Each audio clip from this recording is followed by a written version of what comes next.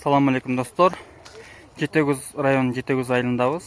Бүгін 11 сентябрь 2024 жыл. Бұл талата турецкий Airline компаниясының PL 472 бері себілген. 10 майда себіліп тұр, 3 жол суарылып тұр. Сағат менен бүгінгі күндегі результатты енді. Бойы өлчек көрдік, 320 болды. Бұл таланың бойы. Початкалар мынакей бары полноценный. Так, аяғына чейін чамбасқан. И початкалар чоң-чоң. Чалып. Початкалары.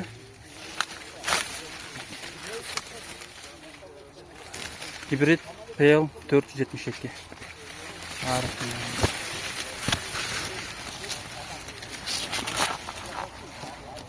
Бары.